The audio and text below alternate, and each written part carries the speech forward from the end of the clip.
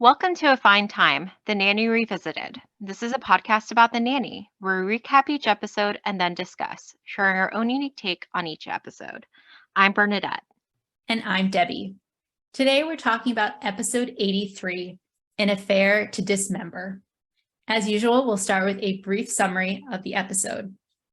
Maxwell and Cece are so busy preparing their new show that Maxwell asks Fran to be his brother Nigel's welcome to New York ambassador when Nigel arrives on a surprise visit. Nigel recognizes that Fran is not the same woman he met in Paris. She has a need, a yearning, a desire yet to be fulfilled. Fran and Nigel bond over their shared love of dancing, and Fran can't believe how different Nigel is from his brother, even though, as he points out, they are both Mr. Sheffield. Right before Nigel is about to leave, he tells Fran that he thinks that she is his other half and gives her a ticket for the QE2 so she can move to England to become his wife. He agrees to wait for her on the pier with the understanding that if she doesn't come, he'll know that her answer is no. While Fran can't make up her mind initially, Maxwell encourages her to see Nigel that night and to have a good time. She packs a few bags and leaves a note to Maxwell in his office. She, to paraphrase the wealthy garbage man from season 2, had more trouble getting to the pier than coming out of the birth canal, and she misses the boat. She returns to the Sheffield home, crushed, and learns that Maxwell hasn't actually gotten the note she left yet, and so she makes up a story about hurting her ankle while clubbing with Val in order to retrieve the note before he can see it. Because she purportedly hurt her ankle, Maxwell insists on carrying her upstairs, reassuring her that he has her, and she responds, "Boy, do you ever." Bernadette, do you want to add anything? No, I think we're good. All right, would you like to take us to scene 1? Yes, so scene 1 is pretty lengthy because I counted it all together. So we start out with Fran and Val at this doorway looking out apparently across the street.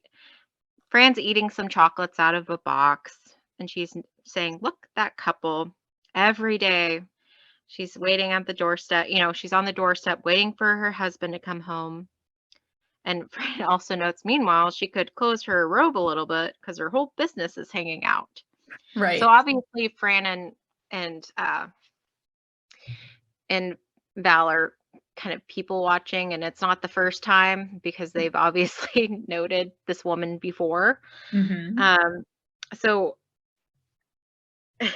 Niles comes up behind them and notes, "I can't believe you would stand here and invade the intimacy of two lovers when the view from my room is spectacular." Right. And so Val and Niles head in, and right before Fran heads in, she kind of mouths to the woman across the street, "Close the robe." Mm-hmm. Inside, Fran, again, still holding the box of chocolates, putting it, like bringing it in with her, laments how her day, is buy Brighton socks, take Grace to therapy, pick up Mr. Sheffield's prescription. Mm-hmm. And Val's like, "Please, my heart bleeds for you. There are 2 words on my list. Don't jump." Just Right. very dark. Oh, yeah. Uh-huh. And then, Val leaves. And Fran's still lamenting to Niles about how, she's now Hausfrau. And Mm-hmm. where's the excitement, the passion? I just got the drudgery. And then she notes, because Niles has brought her like a snack, I guess. I don't know. What? No chopped eggs with the caviar?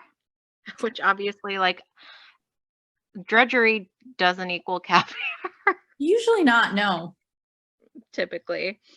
And to this query, Niles responds, "The other Hausfrau didn't feel like chopping." Right. So Fran goes on. For her, it feels like, she and Maxwell have been married for 20 years and all the thrill is gone.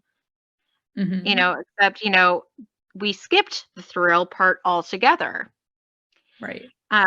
And further talking about, if she wanted it to be in a sick and twisted relationship, she could be living at home with her parents. Right. At that time, Maggie comes home, super excited. Oh my God. And she tells the story to Fran how in third period, Sean, yet another boy, had Mm-hmm. kind of took her into the stairwell and they made out.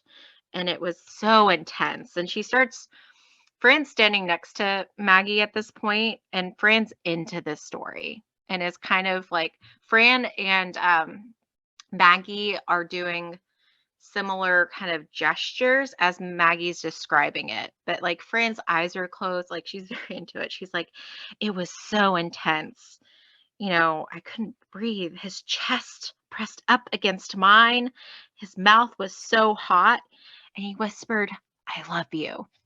And again, Fran's really into this. And after this, she opens her eyes and she's like, say it again, only lower and try a bit of a English accent. Right. Try an So English obviously, accent. yeah, she's trying. Obviously, she's wanting to hear "I love you" from Mhm. a Maxwell sounding voice. Without the taking it back. Yes. And so, Maggie's departing, and Niles says to Fran, "Isn't it bittersweet to look at the passionate youth and know for you it is gone forever?" It's like, thanks, Niles. Yeah, exactly. And she's like, okay, now it's time to get to the second level. And so she goes back to the box of chocolates and takes off the first level on top down to reveal the second level. And she shows it to Niles and says it's half empty. And Niles is like, do you think you're the only one whose life sucks? Right. And Niles at that point sits on the stairs, kind of contemplative. Maxwell and Cece walk in the front door at this time, and as they're taking off their coats, Maxwell says to Niles, "Oh, dear Niles, what is it this time? Your job, your weight, no future." And Niles is like, "Actually, I was wondering why I don't have a social life, but you cleared that up for me. Thank you, sir." Right. And again, my thing about the weight thing. So anyway, um, Well, in was that fairness, necessary, Maxwell? Well, in, go the ahead. thing though, like Maxwell was kind of taunting, not concerned. His tone I of mean, voice. yeah, fair. But like, I guess I understand that's your concern, but like this feels slightly different in that Maxwell is like clearly listing things that Maxwell is listing things that Niles has been concerned about in the past, even Mm. though, but I like think it was even more the tone of voice and stuff but for but me. even the tone sort of is like saying that's not a concern. Like your job is not a concern, your weight is not a concern. The fact that you think you have no future is not a real concern. That one Mhm. might be a real concern, but Mhm. it as we saw with Fran, Maxwell was willing to provide for her retirement. I'm sure he'd be willing to provide for Niles' retirement as well. Mhm. But anyway, after he says, "Thank you, sir," Maxwell hands over his jacket and then, indicates to Cece, "All right, Cece, come on, let's get started." And then he tells Niles that they'll take their supper in the office. And Fran, who's like been on the couch this time, says, "Wait a minute, you're working tonight? You're supposed to be taking me and Gracie to the movies." And Cece's like, "Nanny, fine. Isn't that your job? Maxwell will go insane if he has to see the hunchback one more time." And then Niles, of course, says to Cece, "Then why don't you quit?" And Mm-hmm. Cece is like, "Oh, Niles, dear, sweet, overcompensating for his little spatula, Niles." Yep. And then, so then Fran, though, has her attention to Maxwell. "Now, Mr. Sheffield, you're very busy with the show and everything, but I really don't think that's an excuse for you to neglect your children." And Maxwell's like, "Well, how exactly am I neglecting the children?" Fran's like, "Well, they sit around here all day waiting for you to come home. And then you never once say, 'Let's go out for drinks. Let's go dancing. You look sexy in that outfit.'" And of course, like Maxwell has this expression on his face, like, "What?" And at that moment, the doorbell rings. And Fran's just like, "I'll get it." And I think Maxwell and Cece have left, Yeah, or they I like don't know, walk out, or at least we towards don't see them Maxwell's. anymore. Yeah. The focus is on Fran. She's walking to the front door, and as she's walking, she says, I guess it's not meant to be. I wasn't put here to have a handsome British millionaire sweep me off my feet. And of course, she opens the door, and it's Maxwell's brother Nigel, and he goes, Hello, love. And he picks her up, swings her around in a hug, sweeping her off her feet. Exactly. Do you have anything to add to this opening scene? I do not, but that was a great summary. Thank you. Would you like to take us still to the living room? I'd love to take us still in the living room. So now Cece and Niles are in the room with Fran and I think Fran and Nigel. Actually, not.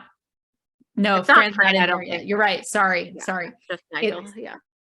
Nigel, Cece, and Niles, and Cece knows who he is and greets him with Maxwell's baby brother. I can't believe it's you. And he's like, God, look who's here. Let me get you a drink. And he like walks over to Niles and he quietly says, Who is she? And Niles is like, It's Miss Fine's mother. And he doesn't believe, and Nigel doesn't believe that, but turns to Cece and says, You look incredible. It's a work of art. Oh, I should mention that Niles Oh, wait. Yeah. Niles Yeah. mimics some plastic surgery, indicating Yes. that Cece had a lot of work done on her body and her face. Mm-hmm. Well, Cece doesn't know what Niles has mimed or said, and she takes it as a compliment. And so I think Maxwell comes in and he says to Nigel something along the lines of, I wish you had told me you were coming. I'm swamped with work at the moment. But, Miss Fine has offered to be your welcome to New York ambassador. And at that moment, this is when Fran makes her entrance. She walks down the stairs and catches Nigel's attention. And he comments, Wow, Mayor Giuliani has made some great changes to your fair city. And she kind of looks at him and just says very flatly, Welcome to New York. And he's like, what's that, love? You're not the same girl I met in Paris. And they're like walking towards the door and she's going to get her coat on. He's like, I can see it in your eyes. And she's like, what? He's like, a need, a yearning, a desire that is yet to be fulfilled. And she says to him, oh, I bet you say that to all the girls. And if you don't, you should try it. And he tells her, well, get ready to feel much better, love. You're mine now. And as they're walking out the door, she says to him, well, you're pretty cocky for a tall, charming, rich, gorgeous guy. And he's like, not to mention one hell of a dancer. And she's like, I'm sorry, Nigel, but I'm just not going to be the life of the party tonight. And then we flip.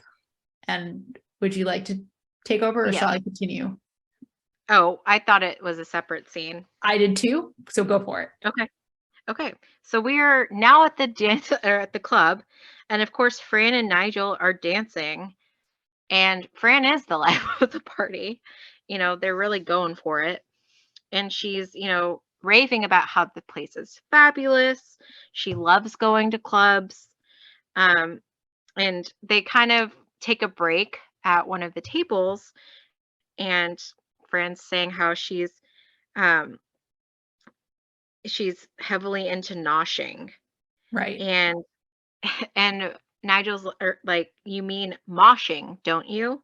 And she's like, no. And she takes a bite of like the celery stick that's there. And and again, I think I have one major thing already going. He asks her if she likes the club. Oh, and yeah, it has one major thing already going for it. She's not outside hugging Val to try to keep warm, so that she's not outside in line with Val. And Right. she then notes, oh, but that did get us into another club. And Candace Gingrich was a sport with the drinks. So Nigel continues the conversation by saying, I hope you don't mind me telling you one more time how sexy you are.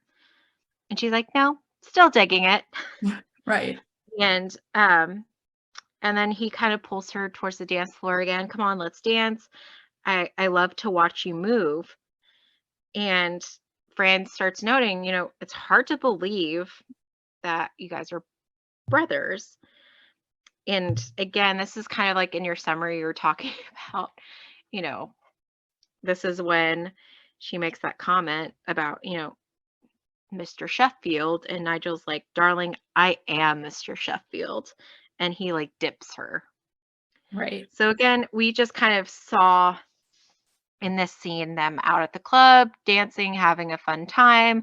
He's constantly complimenting her, um, that kind of stuff.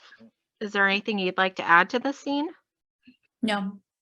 Okay, can you take us to the kitchen then? Right. So we're, in the kitchen, and the back door, there's a knock on the back door, and Fran goes to get it, and it's Nigel, and he says, "Hello, darling." And he hands her flowers. Or, "Would you rather have candy, clothes, diamonds?" And she's like, "Oh, stop it. Wait, diamonds?" And he's like, "Well, I just Mhm. happen to have one right here." And he whips it out, and she's like, "Oh my God, Nigel, it's gorgeous. I don't know anything about diamonds." Yeah. She grabs the pot, and he like puts it on her. It's a necklace. And so she picks up the bottom of the pot and is looking at it. And she's like, "Oh, it's pure white, 1.6 carats, no occlusions. It's beautiful." And he's like, "So are you. How's that fantastic body? Still a regular boogie wonderland?" And she's like, "Oh, you don't know the half of that." And they're like kind of dancing with each other in Mhm. a kind of awkward way because there's no music. And Mhm. Fran sort of realizes how awkward it is, especially because Niles is also in the kitchen. Mhm. And so like she stops and she turns to Niles and she's like, "What are you, caught in a butler trap? Gnaw your foot off and get moving." And so Mhm. Niles has been watching this exchange, and he is concerned, I think is the right word. Yeah. And so he slowly walks out. And once he walks out, up, like going up the back stairs and leaving Fran and Nigel alone, and he asks her if she missed him. And then he kisses her, and it's a passionate kiss. And then she confirms that she did miss him. And he's like, "God, I missed you." And, at this point, Niles and Maxwell come in, and Maxwell's asking Niles about a bottle of champagne he wanted sent to Glenn Close. And Fran, as soon as Maxwell walks in, pushes Nigel away from her. And she very awkwardly says, "Oh, hi, Mr. Sheffield. You've met your brother Nigel." And like Maxwell doesn't notice anything about like Fran and Nigel kissing because that's what they were doing when he walked in.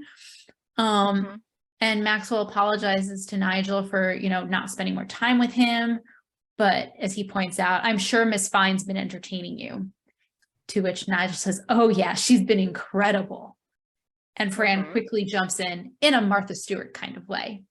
And so Mhm. that's when, I think that's actually when Niles walks in with the, bottle of champagne. And he's like, "Well, it's about bloody time." Maxwell says to him, "It's about bloody time. I asked for this bottle hours ago. Hours ago." And Niles is like, "Well, good things come to those who wait, unless they wait too long and then they slip through their namby-bamby fingers." Mhm. And the two of them leave, leaving Fran and Nigel alone again. And Nigel obviously picked up on what Fran did when Maxwell walked in. And he's like, "Fran, I could have sworn when Max just walked in, you act as if you were cheating on him." And Fran's like, "What? No, just because I pushed you off me and started to act defensive. Nah, you probably never had your parents catch you playing spin the bottle with your first cousin." Mhm. And he accepts that as an answer, oddly. Mhm. And then he says, "So then it's all right to say that I think I found my other half and to give you this ticket for the QE2." And she's like, "Oh, Nigel, so many presents, and it's not even Hanukkah." And he's like, Mhm. "Fran, I'm leaving tonight and I want you to come with me." And she's like, "Oh, Nigel, I'm not that kind of girl." And he's like, "I'm asking you to be my wife." And she's like, "Oh, I am that kind of girl. Wait, are you proposing?" And he's like, "Well, Max has always accused me of being impulsive, but I've fallen in love with you and I'm not letting you get away," which, by the way, is what every girl wants to hear. Um, and she says, "My God, you two are like day and night, Cain and Abel, Tommy and Dickie Smothers." And he tells her the ship sails at midnight, start packing. And she's like, "But Nigel, this is such a huge decision. I mean, what about the kids? I can't abandon them, although this would make me their aunt now." And this is when he tells her that he'll wait for her on the pier. And if she doesn't come, he knows that her answer is no. And she's like, no, don't. It's too fast. I can't. I'm sorry. And then he kisses her passionately again. And she's like, you said midnight, right? Mm-hmm. Yeah. Yeah. Do you want to add anything to that, or would you like to take us to Yeah. Fran's room? So just at the beginning of the scene, before Nigel gets there, we have Fran like doing Gracie's hair or something, and she's like singing along to Get Down Boogie Oogie Oogie, like very happy. And finally, Gracie's like, "Thanks, Fran," and she walks over to where Brighton is near the refrigerator, and she comments, "She acts so weird when she's happy." And Brighton's like, "Don't complain. It's been 4 years since I've been able to get my hands on a Haagen-Dazs bar," and that's when, Nigel enters. So there's just like a very quick kind of interaction with the kids. And like even they notice a difference in Fran. And whereas again, Maxwell's like completely oblivious, it seems. Correct. Sorry. Thank you for adding that. Yeah, no problem. So we are now in Fran's bedroom, and Val walks in, and she's like, "What happened? You sounded hysterical over the phone." And Fran's like, "Oh, Val, you know how I've always wanted to be a part of this family, and not just the nanny, but a real part. Like if, God forbid, something happened, there were a problem or strife, I could get the house." And Val's like, "Oh my God, he asked you to marry him?" And they're just using the pronoun he. And Fran's like, "He wants to elope. I have to be on a ship tonight." And then she's like, "What's wrong with me? It's winter. I don't need cotton pants," because she's like packing a bag as they're talking. Mm-hmm. And Val's like, "Oh, Fran, in my heart, I know there's no one more perfect for you than Maxwell Sheffield." And Fran's like, "Not him, the brother." And immediately, without hesitation, Val goes, "Better, younger, no kids." Correct. And then Fran kind of takes a pause, like, "Oh, what am I even like considering? It's nuts. The guy knows me for 2 seconds and he already wants to run away with me. It's weird. It's freaky. It's icky." And Val's like, "I think it's romantic." And Fran immediately is like, "Isn't it? Could you drop dead?" And Val's like, "Come on, let me see the ring." And Fran's like, "Oh, it's not a ring. It's a diamond solitaire necklace." And she's showing it off, like, "And isn't it perfect? It's perfect." And then she's like, "Yeah, I just need to make it into a ring with baguettes in a platinum setting." Right. So again, kind of undercutting the whole "it's perfect" statement. Correct. Well, at that point, Maggie walks in and she's like, "Oh, it's like a day or night I'll never forget." And Fran's like, "You didn't." And Maggie's Mhm. like, "Did what?" And then so that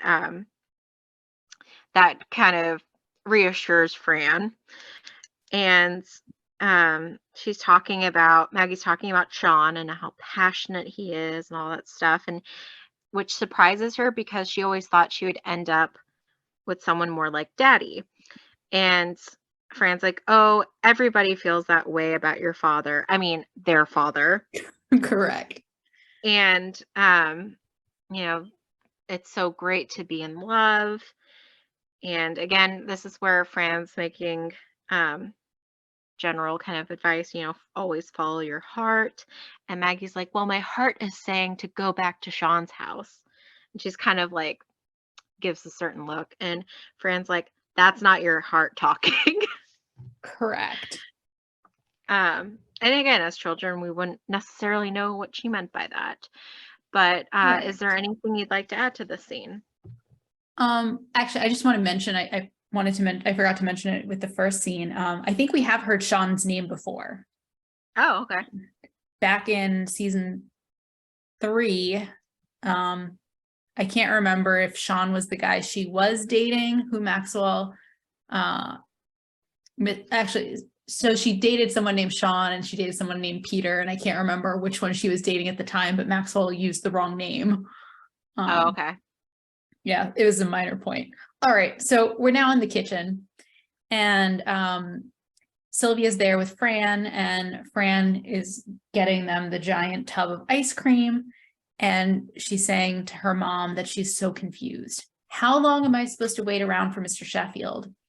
And like it's clear that Sylvia's only half paying attention to what she's saying because she's like licking her lips and like looking at the ice cream. And Fran asks, what made Daddy finally commit to you?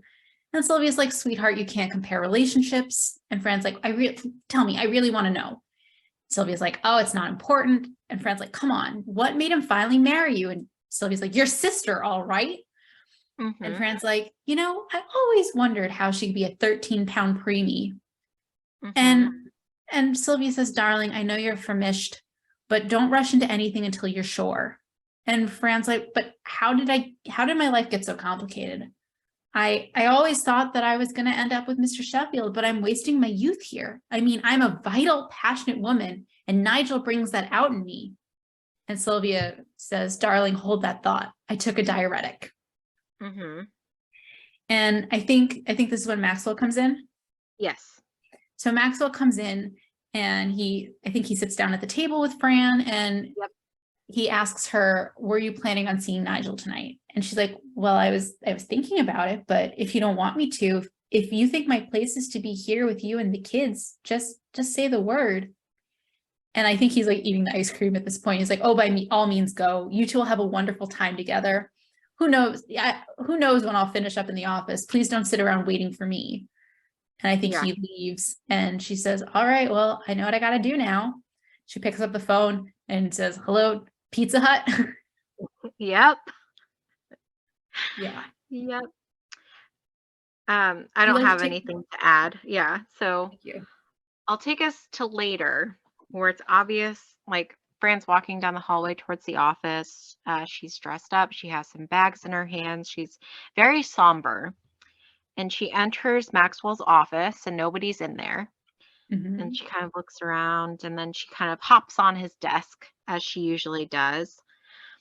And this kind of starts a little montage with the Bee Gees' Our Love, Don't Throw It All Away playing in the background. It flashes back to a scene where they're like in a flower shop or something, and in Paris. He hands her a rose. Yeah. There's that scene with the whole billboard situation where he came and helped her down.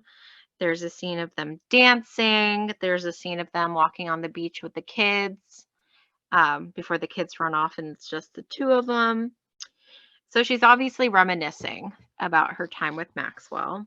And she ends up putting a letter on his desk that's addressed to him from her.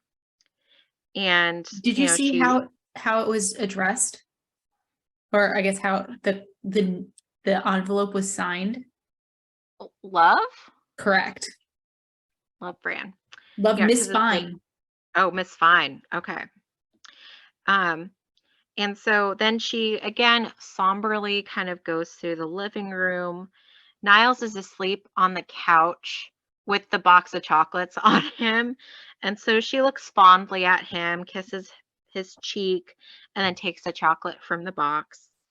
Then she goes to the front door, picks up an umbrella, kind of looks back, leaves. Do you have anything to add to that? Or did you consider the next part a part of that? I kind of considered that all together, but okay. I can pick up whatever you want. Well, suffice to say, we get kind of a montage in that she is trying to hail a taxi, and an old woman with like a walker ends up picking up the walker and running to the taxi, beating Fran to it. Correct. And Barbara Streisand's Don't Rain on My Parade's playing in the background. So like Fran tries to go down into the subway, but then we immediately see her come back up because there's a whole crowd of people coming. She hails another taxi, and another woman, like older woman, is trying to get in, and she like physically like keeps the woman from entering, and she goes in. And of course the older woman's not too happy with Fran. she is then running towards where the ship is, and she kind of drops her thing. And this is where she kind of does twist her ankle. So there's some legitimacy. But she sees that the ship has already departed, and there's like some type of like crew person still on the pier who's like, "Lady, you meant to be on that ship." And she kind of looks after it and she's like, "I guess not." Mm-hmm. Yeah. So, did you have anything to add to that? No, but I do have Okay. things to talk about later. Okay. So she goes back to the Sheffield home and the lights are out. She comes in, she doesn't put the lights on, but she goes and sits down on the couch and she's crying. She hangs her head and she's clearly upset, which Hmm. understandably. And a few moments into this, the door opens, the light comes on, Mr. Sheffield has come home. And she's like, "Oh, Mr. Sheffield, I thought you went to bed hours ago." And he's like, "No, I've been out since late this afternoon." And Fran's like, "So you haven't been in your office?" And he's like, "No, why?" And she's like, Ma's in there watching TV. She had a fight with Daddy." And he comes and he sits down on the coffee table in front of the couch and he says, "Well, I'm very glad you're still up. You know, I've missed you. Oh, the show is coming along superbly. Very soon it'll be opening night. You'll be there wearing something smashing." And he like pats her leg. And she says, "I'll stick a couple of Tums in your cummerbund so that when you get nervous." And then she like cuts herself off and she looks down and she looks sad. And he says, "Miss Fine, are you all right? Have you been crying?" And she looks at him and she's like, I went clubbing with Val and I hurt my ankle." And he's like, Hmm. "Oh dear, let's have a look." And so he takes her leg and he carefully pulls the I think she's wearing like thigh high boots or knee high boots, very long Yeah. boots. He Yes. pulls, Yeah. he pulls the boot very carefully off and she goes, "Ow, ow," like at the appropriate times. And he's like, "Yes, well, we should put some ice on that. Do you think you can walk?" And she's like, "No." And he's like, "Okay, you sit right there. I'll go get it." And so like he walks into the kitchen, presumably to get the ice, and she bolts up and hop slash runs from the living room into the office to grab the note off the desk. She grabs it, pauses for a moment, stuffs it down the front of her shirt, and then races back, sits back down, like throws herself on the couch and is breathing very heavily when he returns. And he says to her that it's always been a marvel how you managed to totter around the house in those high heels. Why? Hmm. Why are you breathing so heavily? And she's like, Lamaze. Ma enrolled me. Hmm. Wishful thinking. And he accepts Hmm. that as an answer for who knows what reason. And he's like, "Right, well, you sleep with that on tonight." He's like wrapped her ankle in ice and he says, "And I'll fetch a doctor in the morning." And she says, "Thanks." And she's about to like get up. And he's like, "Oh, no, wait, no, we can't have any of that, can we? Here, put your arms around my shoulder." And he like scoops her up in the fireman carry. And he says, "There we are. Don't worry, Miss Fine. I've got you." And she says, as they're walking up the stair, or as he's carrying her up the stairs, "Boy, do you ever." Bernadette, do you want Hmm. to add anything? Yeah. So, is it a fireman carry or a princess carry? I always thought I it was think a it's a fireman prince. carry. I think that's the princess because basically he has um she's like he has his arm under her legs and around like her upper body, which if you like Google princess carry, I think that's it. Whereas the fireman carry, let me look at that's like over your back. So um Oh, you're right. yeah, so it's a princess carry. I just I'm wanted to make sorry. sure I just wanted to make sure our listeners were, like, imagining the correct thing, because that would be hilarious if Maxwell just, like, fireman carried, um, I'm a sorry, lovely princess. listeners. I had no idea. I thought that was the fireman's carry, but No, according it's the to princess carry, oh, which is more romantic than the fireman carry. very much so. Sorry, lovely listeners. Um, Um, yeah, that's my one correction in that scene. Um, But then we get a really quick scene at the end of the episode where Fran is on the couch. She has her leg up on a pillow. It's wrapped, like her ankle is. And Maxwell comes in to let her know that everybody's, going to the dining room for dinner. And she's kind of like whiningly kind of like reaches for him. And he's like, he goes and he picks her up, but then he kind of comments, you do realize it was the other ankle you injured. And because that was one of the things I noticed right away as well, is that it was the other ankle that she had wrapped at that moment. And that's the episode. That is the episode. So, I guess one thing I want to talk about before we get into our shticks is the timing doesn't really make a lot of sense to me in this episode for a couple different reasons. One, it seems like Nigel has been there for like 5 seconds before he says to Fran, I've fallen in love with you, let's get married. Yes. Which, I mean, I guess goes with the impulsive comment from Maxwell, so fine. But then the ship leaves at midnight. If she had actually made the decision to like catch the ship and marry Nigel, she would have left earlier. Yes. Number one. Also, she clearly wasted time packing the wrong set of things because, like, as you point out, she picks up an umbrella. She's carrying the flowers he gave her. She's not dressed for travel. Like, she's wearing this. Sorry, I don't want to totally get into our. No, you can go ahead. But like, she's wearing these short shorts and these high boots and like a pink long jacket. And just like she grabbed all these things that like I don't know why she would have brought. Like he could have bought her new flowers, for example. Again, he's a handsome millionaire. Like, like if I was racing to try to get somewhere by a time certain, I would also want to have my hands free, like carrying fewer things. Again, she would have left earlier, and then like she clearly got to the pier like 15, 20, at least 15 minutes late, right? Because like I don't think maybe they do leave on time, but like the boat was pretty far out by the time she got there.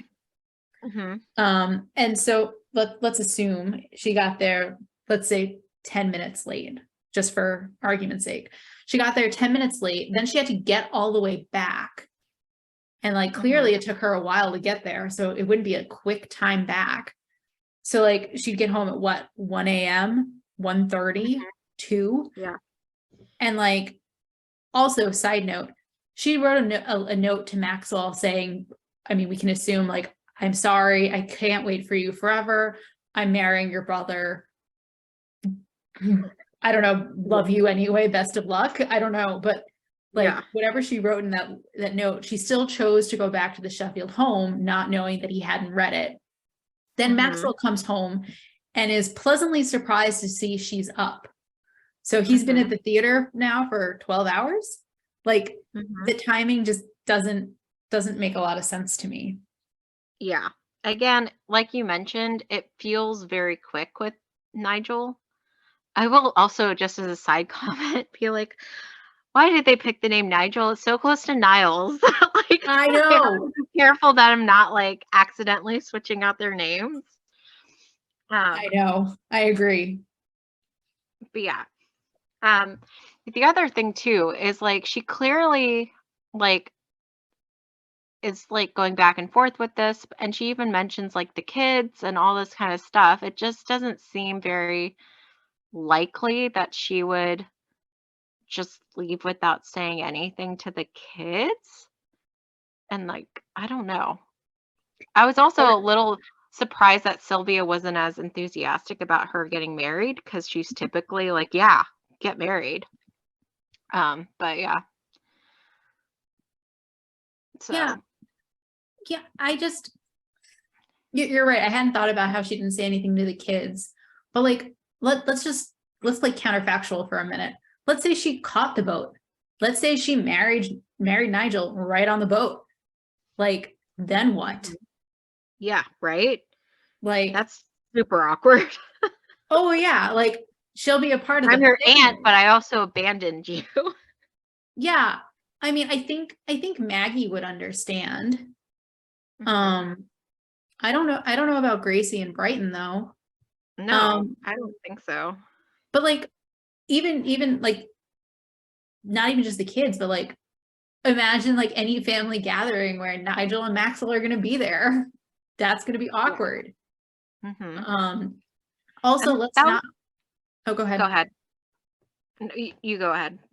Let's not forget that Nigel and Maxwell share a mother, and did not approve of Fran when she met her. So Mhm. going to move to the country where her then mother-in-law would live, who does not like her, would probably not be a great idea. Yeah. Also, like Fran would literally be dropping everything to like move across the country, across the globe, not even just across the country, to be with Nigel, and she doesn't know anyone in London as far as we know. Mhm. So she'd be super isolated. Mhm. Um, and then also like query how long and how good their marriage would actually be.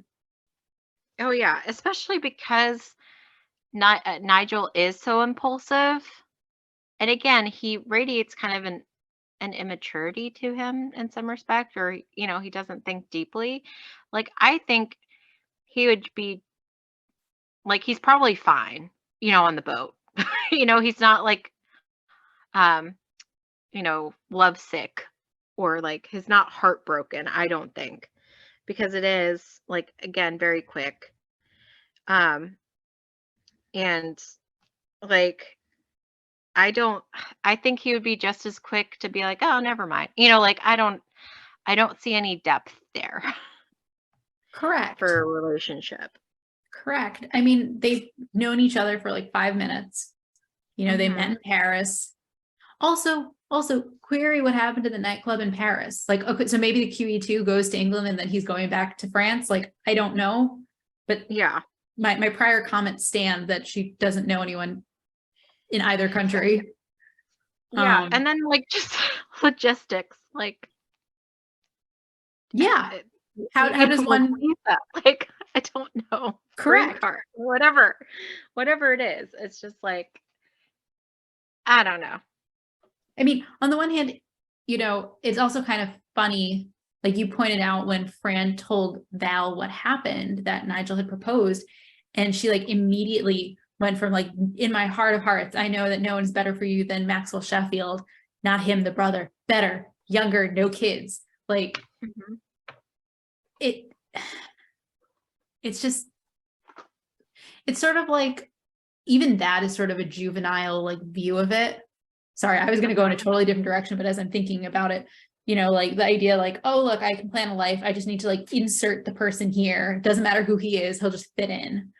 Yeah. Um, and also, Yeah. I guess what I was going to say is Val says, Fran says, oh, it's weird, it's icky. And Val's like, it's romantic. And Fran's like, isn't it? Is Mhm. it? Like, for all the reasons we've already talked about, like, it's not very practical. No. No. Again, I know like generally speaking, there's like the romantic idea of being swept off your feet, you know. You have your own white knight coming in and a whirlwind romance. Um but in this particular situation, given like the very complex long history she has with this guy's brother, like Mm-hmm. it doesn't come off the same as like a storybook, whirlwind romance. Um, and Correct. again, I think that's further emphasized by just like how you and I have been talking about, we don't really buy into them being in love. Um, he again is very impulsive. Um, she again, when she first goes out with him, she's very sad. Like and just Mm-hmm. like as they leave, she, welcome to New York. Um, and it's clear that like she does like his attention and he's constantly telling her how beautiful she is and all that kind of stuff. She likes dancing. He's like that fun element. Mm-hmm. But again, I don't think it goes deeper than that. And she's clearly still hung up on Maxwell because, again, like, she is very just down when she's walking into his office and through the living room. Like, it's not like she's excited to go and meet um Nigel on the boat, you know? She's very slow. And that's probably why she misses it. Misses the Correct. boat. Because she took way too long prior to it, which again I think subconsciously is again just showing that she knows deep down it's not the right move. But the thing is what's kind of interesting is that Maxwell is clueless the entire time. Correct. And so, like, you never see the consequences of this being Nigel, you know? You don't have the drama between the brothers. You don't have the realization for Maxwell about how close he was from, to losing Fran. Um, Well, like, just on that it's note, sorry, I'm gonna totally cut you off. I'm sorry, that's but okay. I don't want to lose it. I mean, he's come close to losing her before, and he Mhm. hasn't he hasn't done Bupkis, Mhm. you Yeah. know? But there's something extra to it being another Mr. Sheffield, his own brother. um, I mean, again, that adds a whole new dynamic to the situation. That's true. Um, it's the only person who paid any real attention to this dynamic, obviously besides Fran and Nigel, is Niles. And Yeah. he doesn't even know the half of it. Nope. And Yeah, like, he doesn't obviously he knows that they're like kissing, hanging out, like whatever, but he doesn't know that Fran intends to run away with him at midnight. correct. Which also to me seems like an odd choice on Fran's part because she's clearly been discussing like what should I do with her mother who couldn't pay attention to her because of the diuretic and Val who, you know, flipped real fast. Mhm. Like I sort of feel Yeah. like Niles would have almost been like the perfect person to talk to.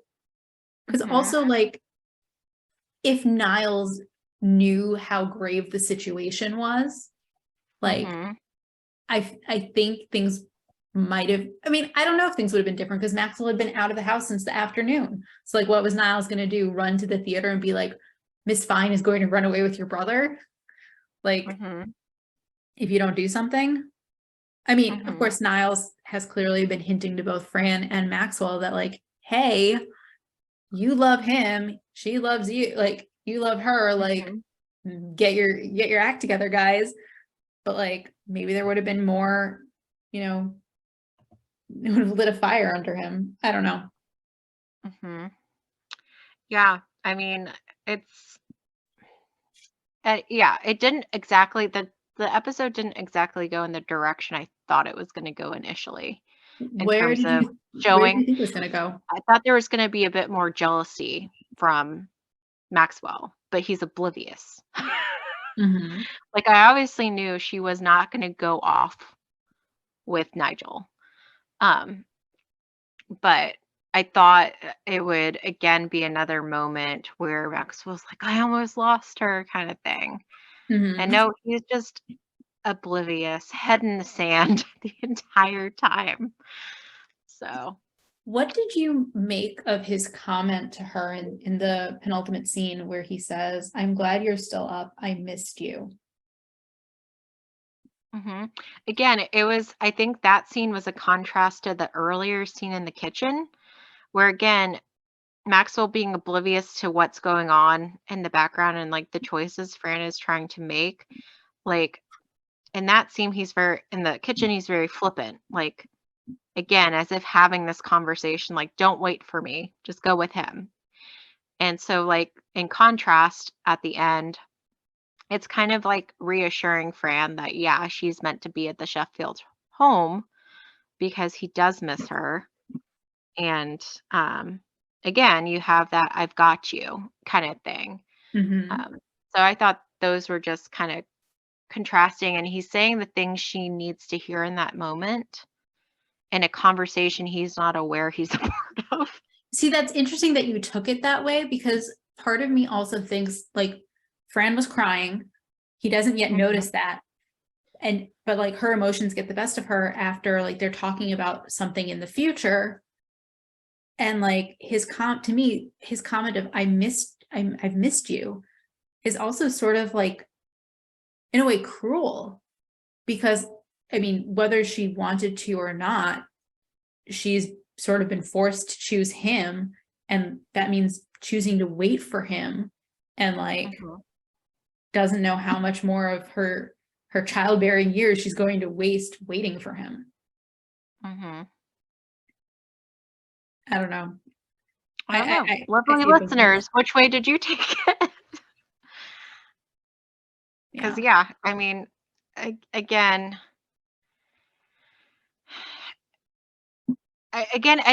so like this episode makes it seem like it has to be either or. Either right away she goes and gets married to Nigel, or she has to wait for Maxwell, and that's not actually the only choices that Fran has, but it's set up like that in this Correct. episode Correct. because I mean, again, like if she really did like Nigel, they could have tried long distance or um like it didn't have to be so rushed. He's obviously a millionaire and could come visit again. Like he has the means. Correct. Um like it didn't have to be that ultimatum, I guess. Hmm. Um so As yeah. a as a side note, also back to my comment about the timing doesn't make sense. It seems to me like he would have spent more time traveling to and from than actually in New York. Mhm. Yeah. So, okay. Are we ready for our Yes. shticks, or is there anything else that we want to cover? I'm sure I'll think of more, but we can jump into our shticks. That's fine. Okay. Oh wait, I did want to mention too how interesting the midnight thing was because it evokes both like Cinderella, but obviously something we'll talk about later in terms of the reference in this episode. So, okay, favorite fashion. Did you have any favorite fashion in this episode? No, not really. I I mean, didn't either. if I had to pick something, it would be the green dress she's wearing in the kitchen when Nigel proposes. Mhm. But like it was slim pickings in the actually no. I do take that back. I did have a favorite. It was the dress she wears when she goes clubbing with him. It's Mhm. a black dress that has this overlay of like, I'm not sure if they're beads or what, Mhm. but the like overlay moves on its own. And it was just like a really great dress to be dancing in. It seemed kind of reminiscent of something she's worn before. Yes, it is. It's reminiscent of the dress she wears in The Show Must Go On, or not it wasn't a dress, it was a shirt that she wears in The Show Must Go On back in season 1. That's where she's the producer of Gracie's like school play. And she was Mhm. wearing a shirt that had like this cage overlay. Yeah. That was Yeah. thicker. This is thinner. This is nicer than the previous Mhm. iteration. Yeah. Yep. I would say too, yeah, I don't really it's interesting because I feel like this season in general, it seems like a lot of friends' outfits and hairstyles are kind of a throwback to like the 60s. I see Um that. um and not saying I don't like the fashion from the 60s, but I don't know. Again, I don't really have a favorite in this episode. Um, I had a again, least that favorite. dress that you mentioned, sorry? Oh, go ahead. Sorry. Yeah, that was fine. But it was interesting, like her hair was very different. Would you like to describe it? Well, it was down, but like kind of in a way we haven't seen before, but also kind of like with how it was styled. It almost appeared wig-like in a sense. Because it probably I was a wig. Okay. Well, there you go. Well, so also note she had two different hairstyles in this episode, or Mhm. and actually maybe three now that I'm thinking about it. So like at one point she has like her hair down and it's just like kind of rounded and it's like Mhm. kind of wavy, but it's like long and down. Then she had like the hair pushed back from her forehead and then like a bump and then longer then more hair like going back. And like the hair Mhm. isn't she has that in like multiple scenes, but the hair is different lengths. So like Mhm. one it comes down to her shoulder, like touching her, like barely touching her shoulder. And others it's like beyond her shoulder. Mhm. So sort of inconsistent. Yeah. Yep. I was gonna say I did have a least favorite outfit. Uh-huh. Which one? In the first scene, she's wearing the Mhm. green turtleneck, which that part I liked. But then she has these like weird patterned pants and a matching headband that were like Mhm. kind of gold, kind of green, kind of brown, like all kinds of weird colors that I just didn't care for that. Mhm. And then I'll also state, which I said before, what she was wearing to try to catch the boat just did not make sense to me for like travel or like if I Mhm. was going to be traveling and like racing to try to get somewhere. Like I get the point that she wants to be attractive because that's clearly what Nigel is interested in, but like maybe don't wear shorts and a coat. Mhm. Like Yeah, it was like a very it, now it makes me think of the lyric short skirt, long jacket, but it's yeah, shorts. Um yeah, that's basically it, but as you put it with shorts. And the coat is like a pink, like is it a leopard print? It's like yeah. yeah. Yeah. Yeah. Okay. Are we ready to go on then to notable New Yorkers? Yes, ma'am. Okay. So starting out, we have the title of this episode, An Affair to Dismember. And lovely listeners, you probably recall recently we talked about An Affair to Remember Correct. um, in one of in the last couple weeks. So um, do you have more synopsis or a thing about a blurb about An Affair to Remember? So from our friends at IMDb, I quote, a couple falls in love and agrees to meet in 6 months at the Empire State Building, but will it happen? That's the quote. The answer is no, they don't meet. And one gets into a terrible accident, and then they meet years and years later. Right. Hmm. Yeah, so that was like because I was talking a bit about it in that previous episode, where essentially, like, they were both in relationships and they meet on a boat, a ship, um, and they promise to meet each other in 6 months if they're able to get out of their respective like relationships, and they're Mhm. supposed to meet at the Empire State Building. But the woman gets hit by a car as she's looking up at the building. So she's on her way and then she gets hit by a car. So then she doesn't show up. The guy takes that to mean she didn't, she doesn't want to be with him. And then years later, I think there's like a piece of artwork Correct. that brings him back to her. And at first, like she's paralyzed and she's not able to walk and she refuses to contact him because she doesn't want like because of that disability. Um so anyway, I think it's only they meet again like 6 months after the accident, but he doesn't notice her condition because she's seated. And then that Christmas Eve he finds out her address and goes to visit her by surprise. And at first, he's trying to get her to explain and she refuses and she's on the couch, and she doesn't get up or anything. And at first, he had been working on a painting before, Hmm. and it was given to a woman who liked it but had no money. and it was given to a woman who was in a wheelchair. And then that kind of prompts him to like reevaluate, like, oh, wait, she's been on the couch this entire time, like, why is that? And so, like, he figures out by walking into her bedroom that there's a painting there and he puts it together. She's the woman in the wheelchair. And so they end up embracing. And the famous line is like, if you can paint, I can walk. Anything can happen, don't you think? So, Right. anyway, so it's kind of like a misconnection at first, but they eventually do get together at the very end. Right. And that Thank is, you. again, my spiel on An Affair to Remember. It's funny.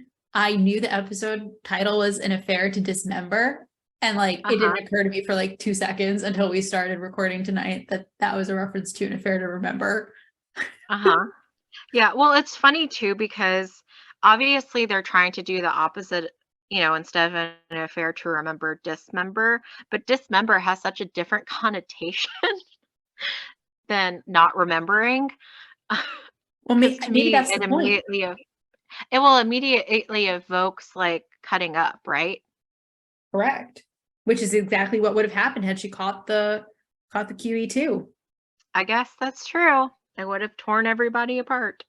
Exactly. But yeah, so that is my long thing about the title of this episode. So yeah, um, overall, like, there's different. Did the Frau like have a specific reference or just generally Hausfrau speaking? it's a German word for housewife.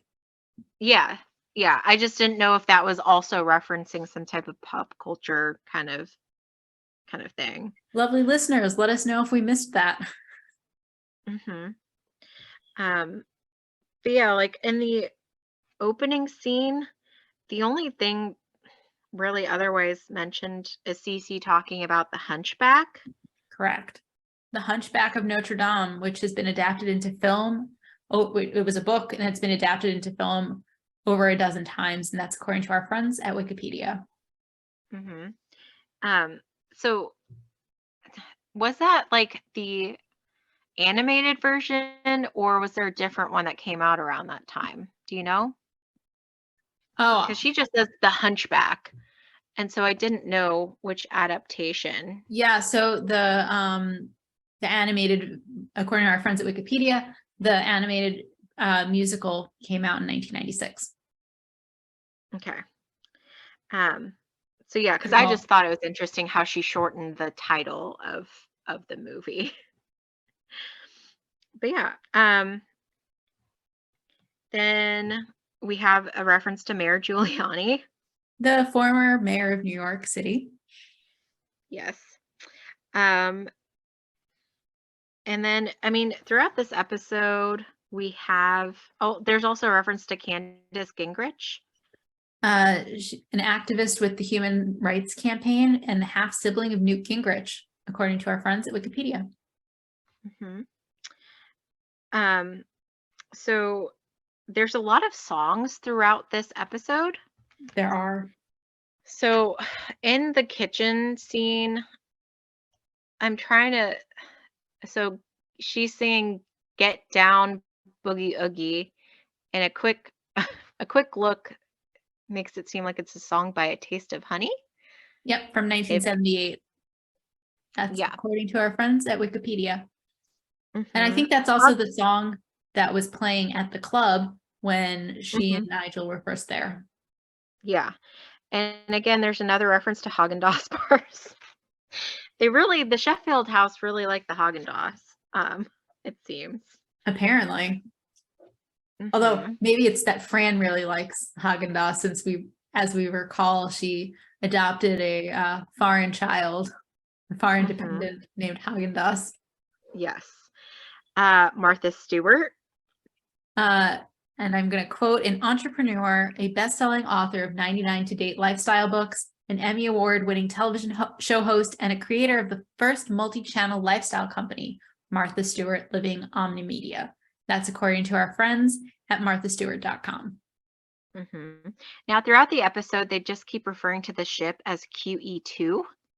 Yep, that's a reference to the Queen Elizabeth II, I guess, which is now a retired British ocean liner, which has since been converted into a floating hotel off the coast of Dubai. That's according to our friends at Wikipedia.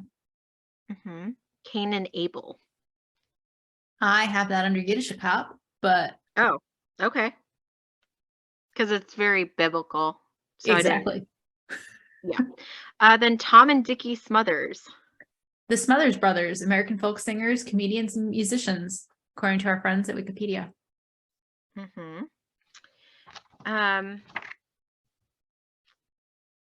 Again, there's more music throughout. There's Barbara Streisand again. Yep. With Don't Raid on My Parade. Yep. Before that was the Bee Gees, Our Love, Don't Throw It All Away. Mm-hmm.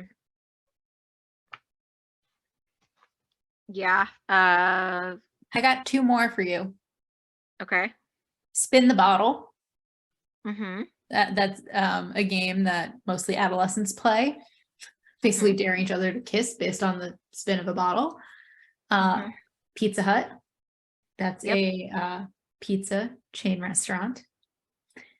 Best known for its stuffed crust pizza.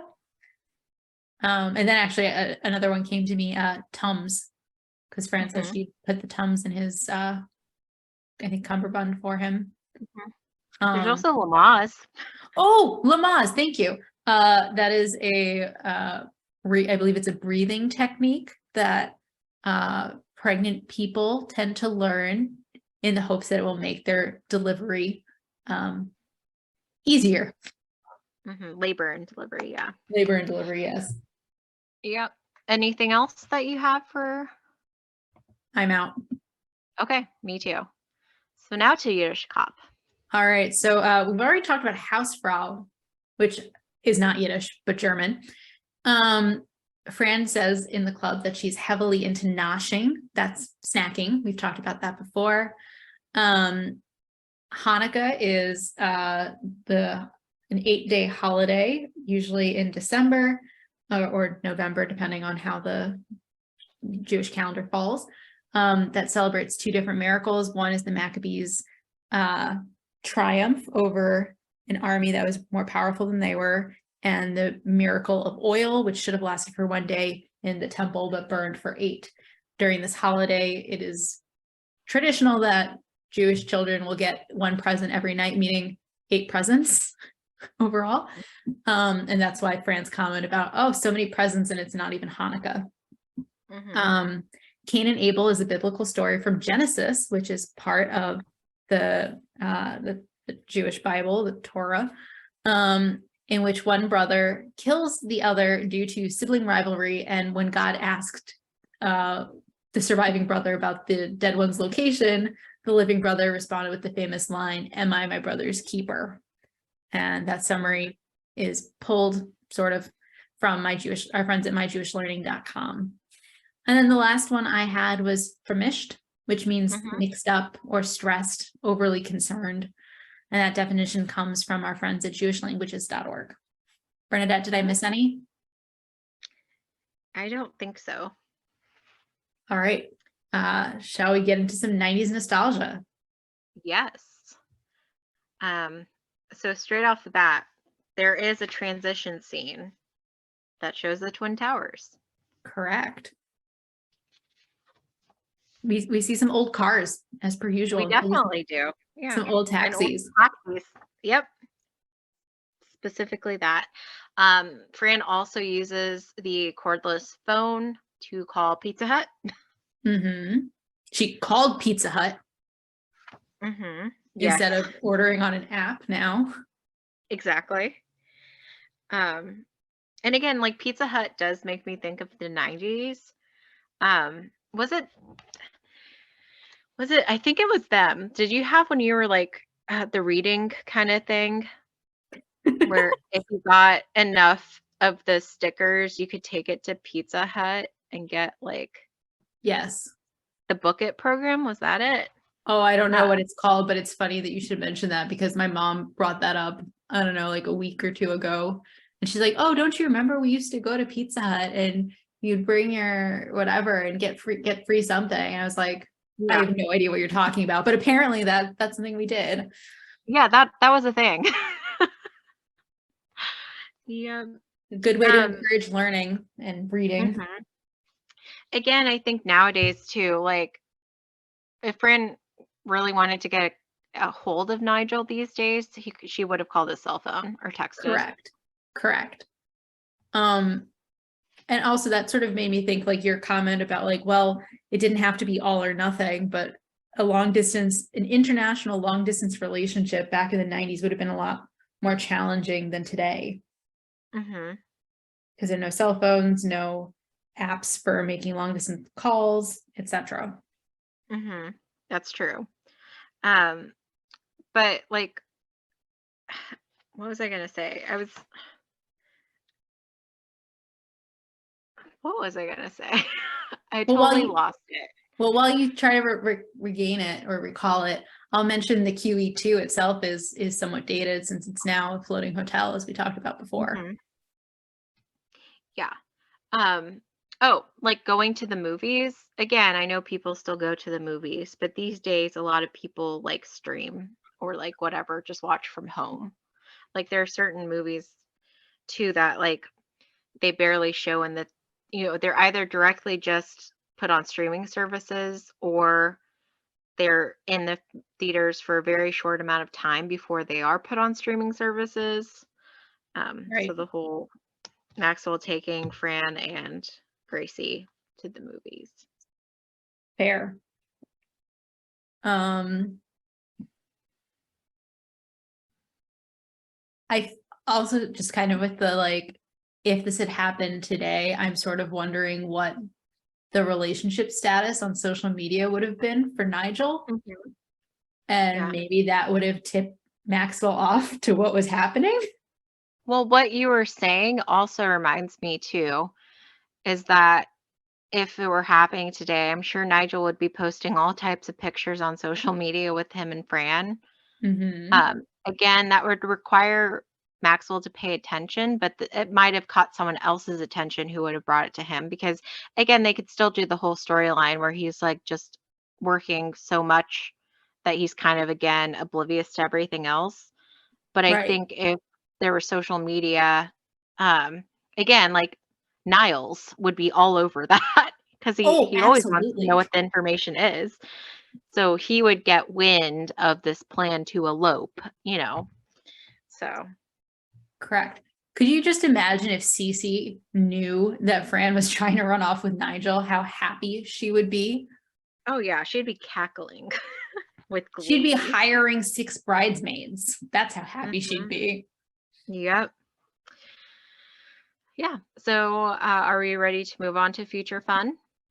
Yeah, I'm actually going to start with the hiring 6 bridesmaids. At some point, Cece thinks that she and Maxwell are going to get married for reasons that are, shall we say, suspect at best.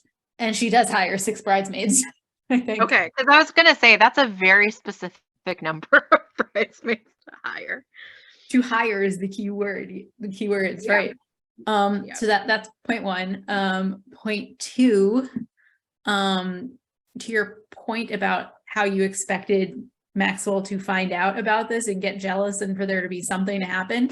Maxwell eventually does learn that Fran almost ran off with Nigel, and that happens right before he was supposed to be taking a major step in his relationship with Fran. Wow. He actually uses this as his learning about her, shall we say, infidelity. He uses it as a wedge. Yeah. Oh my goodness, Maxwell. I know. So disappointing. Mm-hmm. And at that point, actually, Sylvia finds out, like, it's sort of weird because, like, obviously in this episode, Fran was talking to Sylvia about, like, but Nigel makes me feel so alive. Like, so it sounded like she had told Sylvia what had happened. But in that later episode, it seems like Sylvia finds out for the first time that Fran could have been married early, or I guess earlier, since we know that Fran is not actually 29. Yeah. To your question, your comments about how you thought Nigel would bounce back and he's probably fine. I think he's probably hurt on the boat, but he'll be fine by the time he gets home. And he actually does recover. When we see him again at the end of season 5, he brings the love of his life, Genevieve. So all's well that ends well for him, I guess. I have 2 more and then I'm done. In season 5, when so like we talked about like how Maxwell has previously almost lost Fran and he doesn't really change. In season 5, when he learns, I think it's season 5. Yeah, it is season 5, when he learns, like, Fran basically comes to this conclusion that she's wasted too much time. She's done, like, she has to change herself because Maxwell's not going to change. She can't change him. And so she tells him that she quits. And she's like, basically, unless things change, like, I'm out of here. And she's like literally about to walk out the door and he calls her Fran, and that stops her. And so from that moment on, he starts calling her Fran, but only when they're alone, because it would not be professional to call her Fran in front of anyone else. And then finally, because we talked about the impulsivity of Nigel, I think it's worth noting that Fran at a later point connives to get Maxwell to spontaneously propose to her by convincing him to come to the Fine family reunion at Niagara Falls, which apparently is the proposal capital of the world. Surprisingly, she is actually successful in getting him to propose to her, but she doesn't hear him over the falls, and he forgets because he ends up with amnesia. Yeah. Well, he's proposed to her before. He does it multiple times. Yes. Okay. So, yeah. So, yeah. So are you ready then for episode rating? I think we are. Is it my turn or your turn to go first? It is your turn. Okay.